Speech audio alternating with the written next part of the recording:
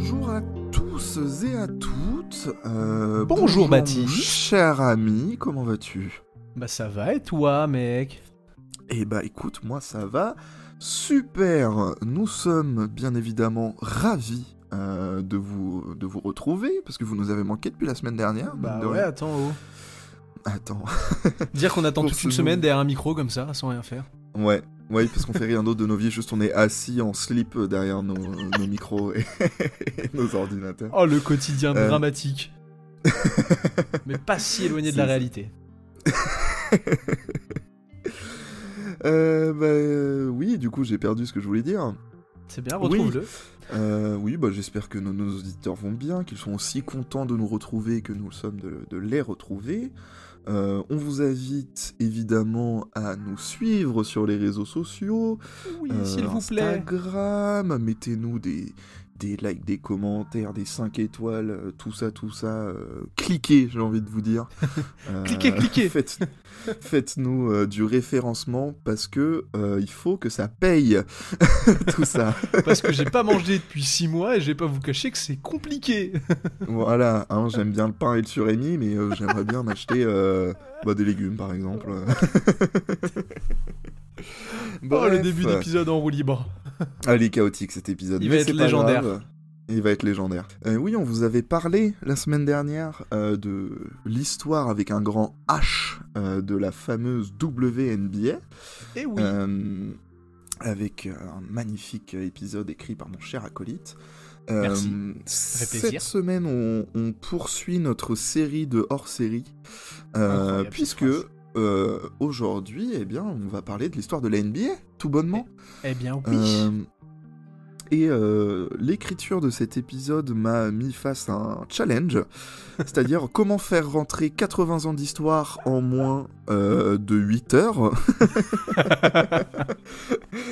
Donc vous allez comprendre qu'on va skipper des choses, il y a des pages qui seront tournées un peu vite, mais fallait que ça rentre.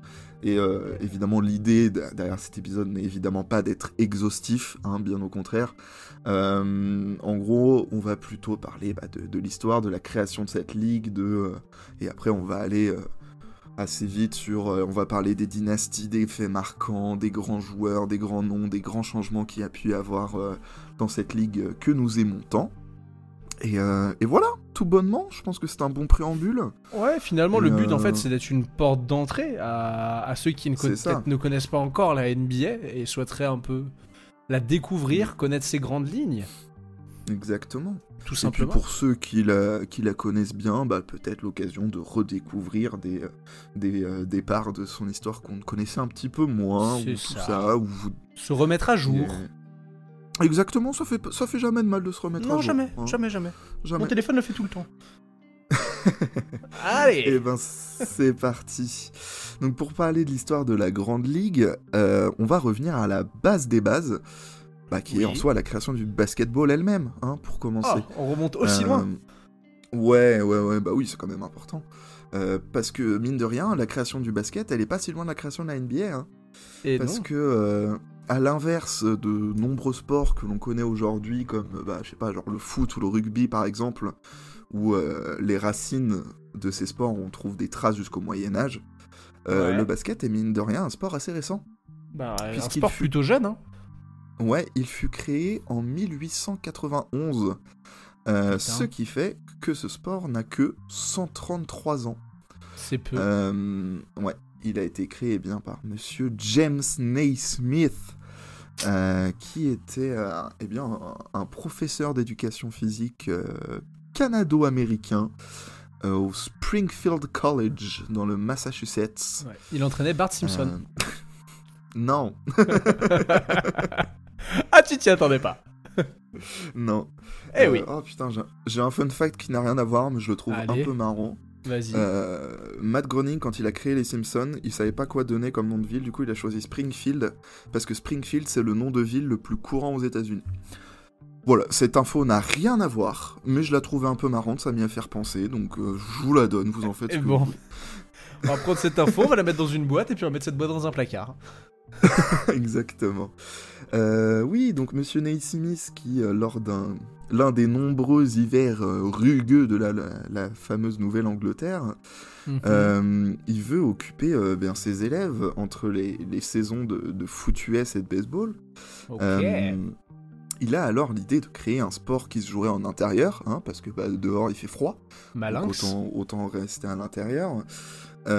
Et un sport où les contacts seraient limités pour pas risquer des blessures, parce que les mecs après devaient rejouer leur saison de foot US ou de baseball, quoi. Ce serait relou.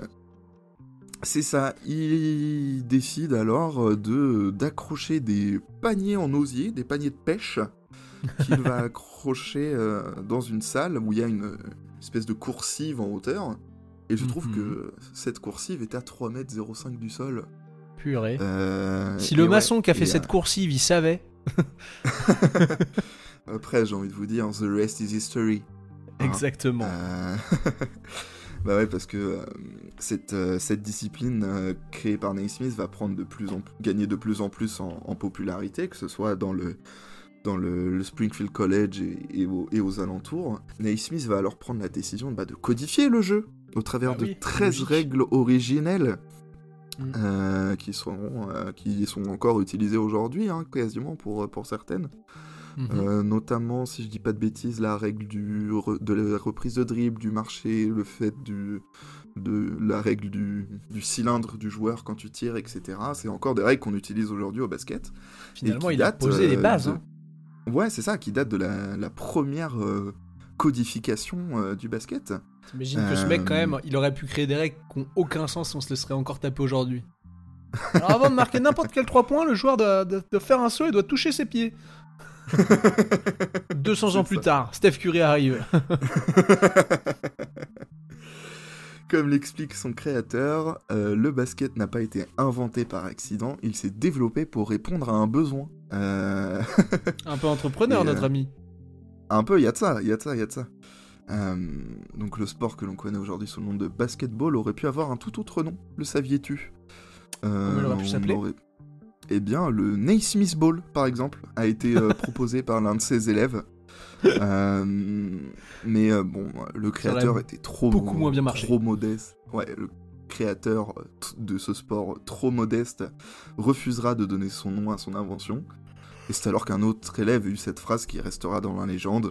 We have a basket, we have a ball. Let's call it basketball. Et c'est comme ça, les enfants... C'est comme ça, les enfants, que le basketball est né. Alors après, une fois codifié avec un nom, etc., le sport va se propager très rapidement, comme une traînée de poudre, que ce soit d'abord dans toute l'Amérique du Nord, puis ensuite dans le monde entier, notamment grâce à la YMCA. La YMCA qui est en plus d'être une superbe chanson des Village People. YMCA. Tu m'as détruit les oreilles. Désolé. En gros, si je dis pas de bêtises, c'est une sorte d'association genre patronage catholique. D'accord. Et qui était implantée un peu partout dans le monde, et c'est notamment par ce genre d'assaut-là que va se faire la démocratisation du basket dans le monde entier. Très très stylé. Ouais, et d'ailleurs, pour votre culture, sachez que le plus vieux terrain de basket du monde ne se situe pas au Springfield College, il se situe à Paris. Et oui. Et oui, il se situe rue de Trévise à Paris, et c'est un endroit que vous pouvez visiter d'ailleurs. Faudra qu'on y aille, moi j'y suis jamais allé perso. Moi non plus, j'y suis jamais allé, j'aurais pu y aller quand j'ai fait mon stage à la FFBB, mais pas de bol, c'était en travaux à cette période-là. Trop relou. Donc j'étais un peu dégoûté, mais ouais, c'est un lieu que vous pouvez encore visiter, et avec les paniers en osier accrochés sur une... On enregistrera un backdoor là-bas un jour. Oh là là, magnifique, ce serait très beau. On aurait beau. Incroyable. Ouais. Bref, avec la popularité du basket qui grandit, il y a plusieurs ligues professionnelles qui se créent dans les années 20, comme la Metropolitan Basketball League en 1921, l'American Basketball League en 1925. Ces dernières, elles vont pas vivre très longtemps, malheureusement. Ah non. Pas faire long feu, le bordel. Hein. Non, ça va pas faire long feu. Le 6 juin 1946, plusieurs propriétaires d'arènes sportives de la côte Est et du Midwest se réunissent à New York pour donner naissance à la BAA, la Basketball Association of America, qui sera la BA, qui sera un peu la proto-NBA, on va dire. C'est l'embryon de la NBA, ça. Tu peux dire ça comme ça, ouais. Ouais. Et c'est un certain Maurice Podoloff qui en sera nommé président, qui sera le premier président. Maurice Podoloff qui par la suite donnera son nom au trophée de MVP. Oui, c'est ça. Ouais, c'est ça. Hein. Le Maurice Podoloff Trophy. Exactement. Jamais fait MVP, ça fait MPT. Rien à voir. Hein? Maurice Podoloff Trophy, tu prends les abréviations, ça fait MPT, pas MVP. C'est pour la blague. Tu sais, l'humour, la vanne. Le second degré. T'es un petit blagueur, toi, je te reconnais bien, là. La première rencontre de cette nouvelle ligue a lieu le 1er novembre 1946. Est-ce que tu sais qui elle oppose? Le tout premier match de l'histoire. Est-ce qu'elle opposerait pas, par hasard, genre un truc type les Boston Celtics qui doivent déjà exister? Alors, les Boston Celtics existent déjà, mais ils ne sont pas dans ce match-là. Ah. C'est une autre... Alors, il y a une équipe qui existe encore, qui est toujours là en NBA, qui était en playoff cette année. Ah, c'est les Knicks. Enfin, c'est New York. Ouais. Et c'est déjà les Knicks à l'époque? Ouais, c'était déjà les New York Knickerbockers. Okay. Ouais, c'était Knickerbockers. Exact. Bah, ça l'est toujours, hein, c'est juste que maintenant ça a été abrégé. On a raccourci, c'est tout. Ouais, qui seront opposés aux Toronto Huskies. Ah ouais, c'est Toronto. Attends, c'est une franchise canadienne? Ouais, il y avait déjà une franchise canadienne à l'époque. Exceptionnelle. Ouais, les Toronto Huskies qui seront dans le tout premier match de l'histoire de la NBA. Donc, cette ligue, on est en 1946, hein, je te le donne en mille, on est dans un superbe contexte socio-politique aux États-Unis à cette époque-là. Si je te dis ségrégation, voilà, hein. C'est pas surpris, malheureusement. Voilà, donc évidemment, hein, les joueurs noirs sont interdits de jouer dans la ligue. Ouais. Alors, la roue va bien tourner pour ça. Hein. Ouais, cette interdiction va être levée assez vite. Encore ouais, parce que le premier joueur à briser la barrière de la couleur n'est pas un joueur afro-américain. C'est un joueur américano-japonais, un certain Wataru Misaka, qui joua en 47-48, qui rejoint pour la saison 47-48, qui rejoint la ligue. Et c'est plus tard que les trois pionniers, les trois premiers joueurs noirs sont draftés en NBA. Chuck Cooper rejoint les Celtics, Nat Sweetwater Clifton rejoint les Knicks et Earl Lloyd rejoint les Capitals. D'accord. Et c'est les premiers joueurs afro-américains de la ligue dans les années 1950. Ouais, je crois que c'est ça. Je me suis pas noté, mais de mémoire, c'est ça. C'est très très tôt. Et c'est assez tôt au final. Et aujourd'hui, les joueurs afro-américains représentent 80% des joueurs de la NBA. Bah, c'est le sport, le basket est le seul... Alors peut-être avec le football américain, mais j'ai un doute. En tout cas, l'un des seuls sports où la minorité dans la vie de tous les jours est la majorité. C'est sûr. Et on verra, on en discutera vite fait du pourquoi, du comment on en est arrivé là. Oui. Mais je plante la graine, on y reviendra plus tard. T'as bien raison. Ouais. À cette époque, la BAA n'est vraiment qu'une ligue parmi d'autres. Hein. Il en existe d'autres ligues comme l'American Basketball League, la National Basketball League, qui sont respectivement actives depuis 1933 et 1937. Et le niveau de jeu entre ces trois ligues est assez similaire. D'accord. Il y a plusieurs équipes qui vont faire des allers-retours entre les différentes ligues. Par exemple, les Baltimore Bullets, qui en 1947 sont finalistes de l'ABL et qui vont rejoindre la BAA après. Et qui seront champions en 1948. Voilà. Oh, les mecs, ils jouent sur tous les terrains. Les 4-4. Ouais. C'est ça. Bref, nous sommes le 3 août 1949. Est-ce que tu sais ce qui se passe à cette date-là? Absolument pas. C'est pas la fusion entre la BAA et la NBL? Exactement, bien joué. Ça va, je suis pas si con. Ouais, mais avec toi, on sait jamais. Fusion entre la BAA et la NBL, donc la Basketball American Association et la National Basketball League vont fusionner et former la National Basketball Association, la fameuse NBA. Ça y est. Qui est un nom bien meilleur que BAA ou NBL. Bah NBL, bon, c'est la ligue australienne maintenant. Ouais, c'est ce à quoi ça me fait penser pour ça. BAA, c'est moche. Ah ouais, non, là-bas... NBA, ça sonne bien mieux. Ouais, c'est ça. Je suis un basketteur. Je sais que des fois, tu vois, mais ma mère, elle dit NBA. T'imagines si on avait gardé BAA, elle dirait bah. Là-bas. Je préfère NBA, on est d'accord là-dessus. Donc la saison 49-50, et bien c'est la première de la NBA telle quelle. À cette époque-là, la ligue compte 17 équipes. C'est pas mal. Mais, c'est alors que la ligue décide de réduire le nombre d'équipes, passant à 11 pour la saison 50-51, et jusqu'à 8 équipes, donc qui sera le all-time low, hein, le moins d'équipes, en 1955. Bah purée. Ouais. Donc ces 8 équipes qui restent sont les seules à avoir disputé l'intégralité des saisons de la NBA. Est-ce que tu peux me les citer, ces 8 équipes ? Oh oui, je dois en être capable. Ouais, donc il y a les Knicks. Oui. Il y a Boston. Ouais. Il y a ce qui doit être à l'époque les Minneapolis Lakers. Exactement, il y a les Lakers.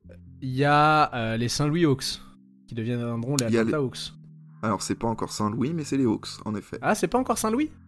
Non, j'allais venir juste après. Ok. Tu verras. Donc j'en ai déjà 4. Il doit forcément y avoir les Royals qui deviendront les Kings. Exactement.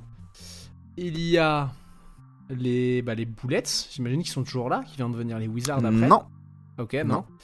J'en ai 5. Qu'est-ce qui pourrait me manquer ? Ah bah si, il y a Philadelphie, les Sixers. Ouais, qui à l'époque étaient les Nationals. Ok, mais j'imagine qu'il doit y avoir peut-être San Francisco, donc c'est pas les Warriors à l'époque, j'imagine, si, déjà ? Si, c'est les Warriors, on n'est pas encore à San Warriors. Francisco, on est encore à Philadelphie, mais c'est les Warriors. Ça. Ok, Philadelphie Warriors.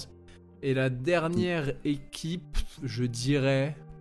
j'en ai pas méga idée. Elle a été championne 3 fois. Elle a été championne 3 fois ?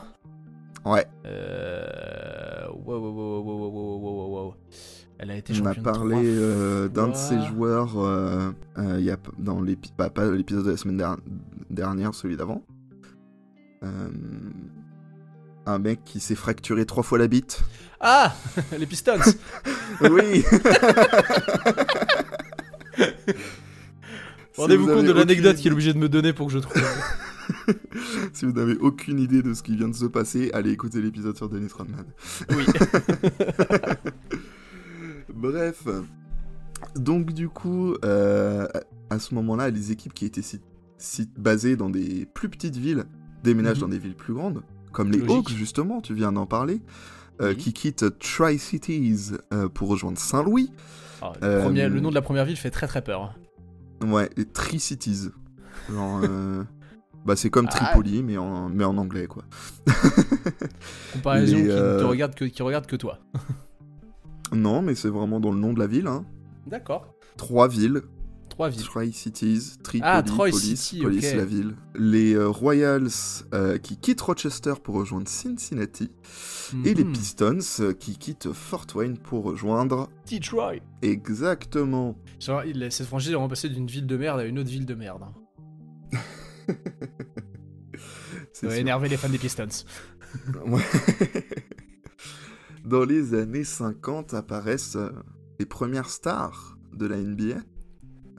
Comme le petit Bob Cousy du côté de Boston ou encore George Mikan chez les Lakers de Minneapolis. D'ailleurs, la franchise de Minneapolis deviendra la première dynastie, remportant 5 titres en 6 ans. Eh bah purée. En 1949, en 1950 et un three-peat en 52, 53 et 54. Eh ben. Sous Et ouais, par la suite, la NBA décide de changer un peu ses règles pour dynamiser un peu le jeu et rendre la ligue encore plus attractive, puisqu'en 1954, elle instaure la règle des 24 secondes.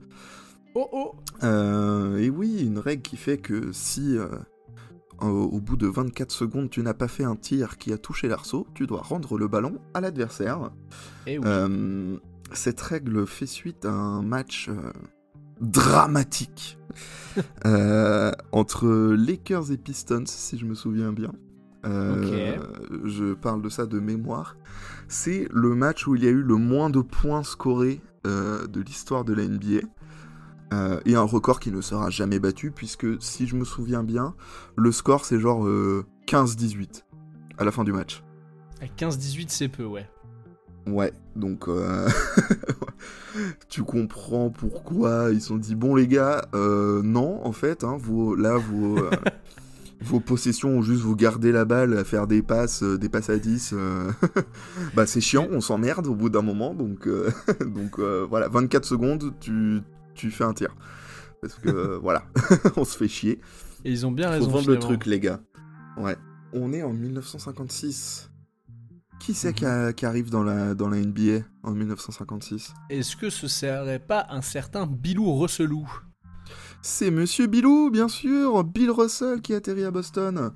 Et oui. Ce jeune pivot rejoint donc l'équipe de Bob Cousy, dont on vient de parler vite fait. Et l'équipe de Boston commence à devenir très dominante. Je crois que c'est le terme. Hein, pas si surpris de ce que tu es en train de m'annoncer, mais d'accord. Ouais, coaché par le légendaire Red Auerbach. Les Celtics vont imposer une dictature comme on en a rarement vu dans le sport, avec 11 titres en 13 ans. Bah ma foi.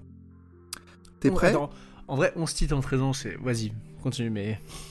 1957, 1959, 1960, 1961, 1962, 1963, 1964, 1965, 1966, 1968 et 1969.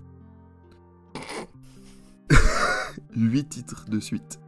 8 titres de suite, mais la privatisation de la Ligue. Ah bah c'est une dictature, hein, clairement. Bah là... J'ai envie de te dire, le Real Madrid, Rafael Nadal et même Michael Schumacher peuvent aller se rhabiller. Hein. Là, c'est un autre niveau, là. Hein. Franchement. Ah, franchement, oui. 8 titres de suite, je sais pas s'il y a une seule... Il y a peut-être que Michael Phelps qui a fait plus dominant. Ouais, potentiellement, ouais. C'est vous dire. Et encore, même pas sûr, parce dire. qu'en soi, il faut cumuler plusieurs types de compétitions, tu vois. Ouais. Sur une seule compétition, gagner la compétition 8 fois d'affilée... Bah, je suis sûr que tu dois avoir Nadal à Roland Garros, et c'est tout. Si, t'as le... J'ai des exemples dans le foot. La Juve et le Bayern qui font genre 10 titres de suite. Et voilà quoi. Ouais. Dans des effectivement, ouais. C'est ça. Les exemples sont assez maigres. C'est pas le... En plus, c'est même pas le plus gros titre qu'ils peuvent gagner, quoi. Genre, c'est pas 10 fois la Ligue des Champions, quoi. Oui, non, c'est sûr. Donc le seul mec qui a fait mieux, c'est Ric Flair dans le catch. Pas la ref. C'est pas grave, on enchaîne. On enchaîne. Oui. Et ben on va enchaîner avec les 60s. Nous sommes dans les années 60. Oui. Les Beatles sont au sommet. Oui. J'ai pas d'autres idées là pour les années 60. Elton John n'est pas encore une superstar. Freddie Mercury est inconnu du grand public. On n'a pas encore. Fangio est champion du monde de Formule 1. Ouais. Bon, c'est les années 50, Fangio. Ouais, c'est vrai. Bref. Enfin voilà, les années 60, quoi. Hein. Dans ce contexte-là, les années 60 en NBA, donc comme je le disais juste avant, sont placées sous le signe du trèfle. Avec eh bien, les Celtics qui font leur dictature, comme on vient d'en parler. Oui. On voit également apparaître des petits noms assez sympas. Je pense notamment à Jerry West. Ouais. Sympa comme nom, ça, non ? Il est pas... Ouais, Jerry... il a fait des choses, lui, non ? Il a fait quelques trucs. Déjà, il a perdu, je crois, 7 fois en finale contre Boston. et surtout... vous voyez tous le logo de la NBA, avec ce bonhomme qui court, balle en main. Eh bien, si vous ne le saviez pas, sachez que c'est Jerry West sur ce logo. Eh bah oui, c'est lui-même. C'est pour ça qu'on le surnomme le logo. Oui, c'est un surnom exceptionnel. Bah, top 1 des surnoms en fait. Hein. Ouais. Est-ce qu'il touche des droits d'auteur pour ça? Bonne question. Des droits à l'image peut-être. Il y a un monde où Jerry s'en met plein les fouilles. Oh, le chèque. Purée. Putain. Bref, on trouve aussi un certain Oscar Robertson qui arrive chez les Royals. Sacré Oscar. Ouais, il y a également un certain Will Chamberlain qui jouera chez les Philadelphia Warriors. Un joueur... un alien, hein, globalement. Hein, parce oui, c'est le terme. C'est pas un hasard hein, quand on vous dit... oh, bah tel joueur, il a cette ligne de stats. Bah personne n'avait fait ça depuis Will Chamberlain. Et c'est que depuis Will Chamberlain. À chaque fois, c'est lui qui revient tout le temps. Vraiment. Tu vois. Le mec, il a mis la barre tellement haut. En même temps, il avait des bras super grands. Ouais. Et puis, il a mis la barre tellement haut, genre à 100 points en un match. Oui, typiquement. Selon la légende, Will Chamberlain aurait marqué 100 points en un match le 2 mars 62. Il n'a jamais mis 100 points. Oh, c'est bon, les complotistes. Oh, ouais, c'est la NBA, je te rappelle. Hein. Bien sûr qu'il y a des complots. Oui, mais il les a mis 100 points. Mais oui, bien sûr qu'il les a mis, les 100 points. On les verra battus un jour? Moi, je pense que oui. Tu penses que oui? Ouais, moi, je suis persuadé qu'un jour, ça tombera. Ouais, je sais pas. Genre, je sais pas, mais je me dis qu'un jour, c'est vraiment... Enfin, on se disait pareil, on en parlera plus tard, du record de Oscar Robertson, mais je pense qu'un jour, il peut tomber ce record. Enfin, tu vois, quand t'as des Kobe qui mettent 80, ou récemment Lillard, Mitchell, Booker qui mettent 70. Ouais, donc si je remets 73. C'est déjà des perfs légendaires. T'as encore 30 points à mettre, hein. Je suis d'accord, sauf que tu prends Doncic, il met 73 sur un match régulier. Genre, le match va en double prolongation, en vrai... Qu'est-ce qui l'empêche de mettre 100 points, tu vois? Un match exceptionnel, sur un jour où un joueur est en feu, ça peut arriver. Ça peut. Wemby, je crois en toi. On est tous derrière toi, Victor, on te met pas trop la pression. Bon, allez. Et oui, dans les années 60, la NBA connaît un véritable pic de popularité. Pendant cette période-là, il y a beaucoup d'équipes qui rejoignent la ligue à ce moment-là. Oui. T'as les Bucks, les Blazers, tout ça. En gros, petit à petit, la ligue grossit. La ligue grossit, mais cette situation ne plaît pas à tout le monde. Aux concurrents, par exemple. Ouais, on est en 1967. Ouais. L'American Basketball Association est créée pour concurrencer la NBA. Tiens. Le groupe ABBA. ABBA, c'est ça. Est-ce que tu sais qui sera le premier commissionnaire de la ABA? David Stern. Non, un mec qui a joué Un mec qui a joué en NBA? Ouais, une légende. Mikan? Ouais, George Mikan sera le commissionnaire de la ABA. Il n'y a pas une histoire de... C'est pas le fils ou le beau-fils d'un des créateurs? Ou d'un des actionnaires principaux? C'est pour ça qu'il est... George Mikan? Ouais. Je vais pas chercher l'info plus que ça. Je suis pas sûr de cette anecdote, mais j'en avais entendu parler, il me semble. Je t'avoue que juste j'ai fait mes recherches, je vois sur la ABA, le commissionnaire c'était George Mikan, j'ai fait marrant, et ça s'est arrêté là. J'ai pas creusé plus, je t'avoue. Ça marche. Et la ABA toute jeune, elle suscite beaucoup l'intérêt du public parce qu'elle propose un style de jeu et des règles différentes de la NBA. Je pense notamment à la ligne à 3 points. Et, et le mythique ballon bleu, blanc, rouge. Il est tellement beau ce ballon. Ça vient de la ABA. Il y a des joueurs exceptionnels dans cette ligue. Hein. Je pense notamment à un certain Julius Erving qui joue en ABA à cette époque-là. Tu penses bien, j'ai l'impression. Ouais, qui est le joueur le plus populaire de la ABA. En raison de son style de jeu très aérien et très athlétique. Si vous avez jamais regardé des highlights de Julius Erving, faites-le. Vous allez passer un bon moment. Ouais, vous allez vous régaler, c'est très esthétique. Ouais, c'est très esthétique, il est très gracieux et en même temps très puissant, Julius Erving. Oui. Il est assez impressionnant là-dessus. Cette ligue, la ABA, donc, est également très attractive pour beaucoup de joueurs, parce qu'elle offre des meilleurs salaires, tout bonnement. Hein. Mine de rien, c'est quelque chose qui aide. Hein. Bah ouais, certains joueurs de la NBA feront d'ailleurs la transition, comme Rick Barry, qui était alors le meilleur scoreur de la NBA qui décide d'aller en ABA. Tiens, fuck it. Ouais. Intéressant. Ouais, la ABA parvient à récupérer aussi pas mal de jeunes joueurs avec des gros potentiels. Ouais, j'écoute. Parce que, en fait, elle autorise le recrutement de joueurs undergraduate. C'est-à-dire des étudiants de premier cycle, quoi. Des freshmen. Ouais, c'est pour ça que Julius Erving est arrivé en ABA, d'ailleurs. Très intéressant comme anecdote, j'aime beaucoup, je ne savais pas. Oui, mais cet épisode, ça va être que ça, mon cher ami. Mais bien sûr. Ouais. Malgré la féroce concurrence de la NBA parvient quand même à attirer un petit jeune qui va bien les aider. Un petit jeune qui sort de UCLA. Un petit jeune qui sort de UCLA ? Ouais. Pourquoi j'ai un fou ? Il l'a pas. Un mec qui s'appelle Lou Alcindor. Ah putain. Eh bien oui, le jeune Lou Alcindor sorti de UCLA qui va rejoindre les Milwaukee Bucks et former un magnifique duo avec notre ami Oscar Robertson qui remporteront le titre dès la 2e saison. Du jeune Lou Alcindor qui deviendra par la suite Monsieur Karim Abdul-Jabbar une fois qu'il se sera converti à l'islam. Et voilà. Et si je dis pas de bêtises, là, c'est l'année où il gagne avec Milwaukee que Robertson il fait sa saison à 41 triple-double. Non, c'est avant. Parce que sa saison à 41 triple-double, il l'a fait avec les Royals. Ah ouais? Il semblait qu'il l'a fait avec les Bucks. Non, parce que les Bucks c'est 70-71. On est d'accord, ou 71-72 ? Ils sont champions, c'est 70-71.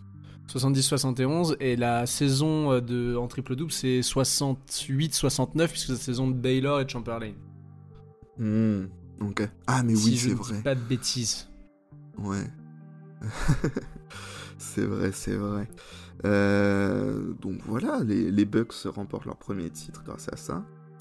On va revenir un peu à la ABA, puisqu'à cette époque-là, ça commence à devenir compliqué pour la ABA. Ah ouais ? C'est dur ? C'est dur parce que les recettes sont trop faibles, et pas de thunes, tiens, c'est bizarre.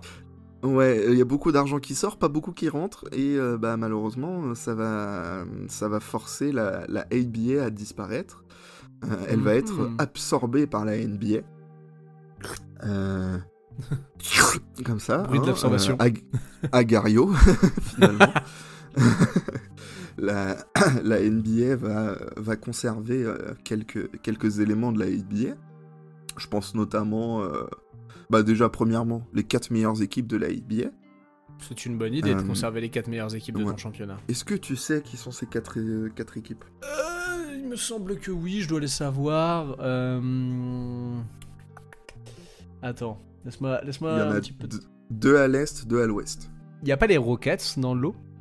Non. Il y a en vrai, une équipe qui est encore en course en playoff cette année. Les Pacers ? Exactement. Ok, incroyable. L'autre équipe de l'Est, elle a vu dans ses rangs un certain BK from BK. Ah, les Nets ? Oui, les New York Nets à l'époque. Ah bah oui, les New York Nets, mais je suis con parce que c'était... Bah oui, bien sûr. Les Nets, et à l'Ouest... En vrai, à l'Ouest, j'ai pas tant d'idées que ça. Eh bien, tu as les Denver Nuggets et les San Antonio Spurs. Ah ouais, bah putain, 2 belles franchises qui arrivent de... Oui. ABA, bah oui, ça envoie. Globalement, à part les Nets, c'est que des belles franchises qui arrivent. Ah bah à part les Nets. Oh, il a chié sur les Nets. En même temps, c'est ceux qui ont le moins réussi parmi les 3 autres, quoi. Et ce n'est pas faux, tu as bien raison. La NBA va, en plus de conserver ces 4 équipes-là, alors elle va pas adopter tout de suite la ligne à 3 points, ça arrivera que plus tard, en 1979, mais le débat va faire rage pendant presque 10 ans du coup, avant que la ligne à 3 points arrive, mais elle va quand même conserver directement le concours de dunk. C'est sympa ça, le concours de dunk. Ça vient de la ABA aussi. C'est plutôt une bonne idée ça, non, pour le All-Star Game. Pour le All-Star Game, exactement. Sans la ABA, pas de Mac McClung. Attends. Attends. Tu te rends compte de ça? Vous vous rendez compte de la perte que ça aurait été? Pas de Jericho Sims qui nous fait un elbow dunk avec une enveloppe. Oh, mais parle pas de lui, s'il te plaît. Le pire dunk de l'histoire du concours. Oh, purée. Bref, on arrive au début des années 70. Et oui, déjà. Et oui, disco, pas de def, tout ça. Les 70s, quoi. Ouais, la NBA démarre du coup la décennie 70 avec 22 équipes, et du coup en étant la ligue la plus importante, que ce soit en termes de popularité, de budget ou de niveau de jeu. Genre vraiment, ça y est, là, la NBA, elle est installée, elle a son monopole, c'est la NBA et c'est tout, tu vois. Il y a que nous, et nous seuls, et on prend tout l'argent. C'est ça. Malgré tout ça, la NBA des années 70, ça reste cependant ce qu'on peut qualifier d'un joyeux bordel, en gros. Est-ce que t'es en train de me dire que c'est un cirque? Ah bah c'est pain d'air, là. Hein. Ouais, elle perd progressivement de l'intérêt aux yeux du public. Pourquoi donc, à ton avis, qu'est-ce qui peut faire qu'elle perd progressivement de l'intérêt aux yeux du public, la NBA des années 70 ? Est-ce que ce serait pas parce que les bagarres et les soucis de drogue s'accumulent? C'est ça, c'est exactement ça. Pas de doute, c'est bien pour ça. C'est bien pour ça, hein, des bagarres à chaque match, hein, et pas juste les bagarres comme on les voit aujourd'hui en NBA où juste ça se pousse, ça fait des têtes contre têtes. Non, là ça se mettait des brins, vraiment, à chaque match. Tu me permets un petit aqueduc ou pas? Je t'en prie. Aqueduc à l'épisode des fins de carrière où vous apprendrez l'histoire de Kermit Murphy et de Rudy Tomjanovic. Hein, ça se passe pendant les 70s. La droite qui aurait pu tuer un homme. Exactement. Exactement. Une blessure, une droite qui a mis fin à une carrière. Quasiment. Ah oui, quasiment oui.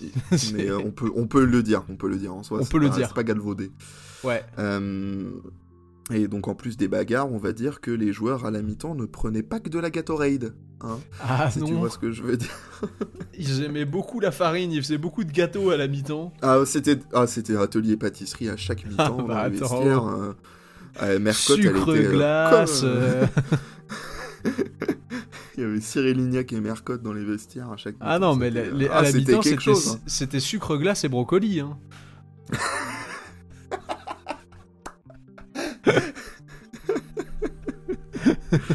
Ah oui, sucre glace et brocoli. Ça peut être, attention, hein, ça peut être le titre de cet épisode.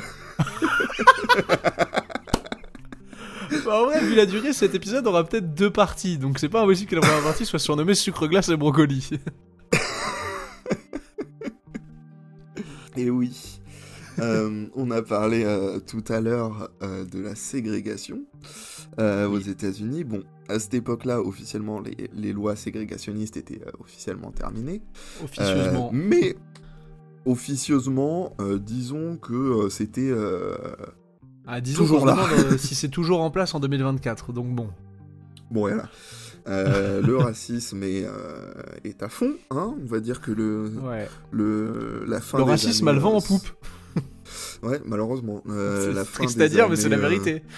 Ouais, la fin des années 60 et 70, le Ku Klux Klan est très, très, très en forme. Donc, autant dire que pour les joueurs blancs, voir dans les équipes de NBA que des joueurs noirs qui sniffent de la coke et qui se battent à chaque match, ça leur plaît pas trop. Non. Ouais. Mais après, attention, précision, il n'y avait pas que des joueurs noirs, bien évidemment, qui sniffaient de la coke, hein. Il y avait aussi des blancs. Évidemment, c'était tout le monde, mais c'est les blancs. C'était tout le monde, mais c'est les mêmes qu'on a pointé du doigt. Voilà, exactement. Bien vu comme précision, c'était nécessaire. Merci, t'inquiète.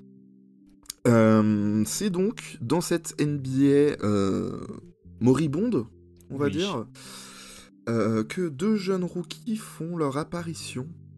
Un certain Larry Bird et un certain Irvin Magic Johnson. Et je vous renvoie au tout premier épisode de Backdoor. Et oui, qui était consacré à ces deux monstres, finalement. À l'oiseau et la magie. Ouais, l'épisode de l'oiseau et de la magie. Où on revient en détail sur l'histoire de ces deux joueurs-là. Disons que ce qui va faire basculer la NBA de repère de cocaïnomane et ça se bat à chaque match à la multinationale qu'on est aujourd'hui, c'est, je pense qu'on peut dire 3 personnes. Donc Larry Bird, Magic Johnson et David Stern. C'est ce que j'allais dire, c'est un monstre à 3 têtes et il y a 2 têtes qui sont occupées par des joueurs et la tête principale c'est le comiche.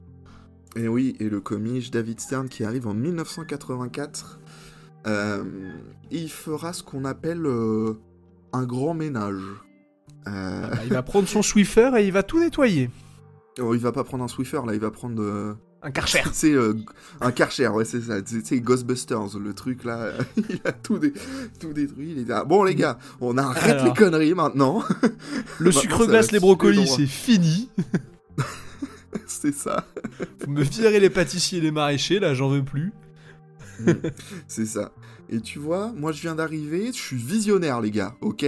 Donc, comme on dit, les sucreries, c'est terminé. Et les 2 petits jeunes là, eh ben on va miser sur eux pour vendre le produit NBA. Et moi, certes, je suis avocat à la base, mais je suis l'un des plus grands esprits marketing de l'histoire. Ouais, okay, et j'adore l'argent en plus. et j'adore l'argent, putain. Oh, j'adore ça, bordel. J'ai tellement d'argent que je suis riche, ok ? Je me douche dans des billets. Tu vois, Picsou, c'est moi.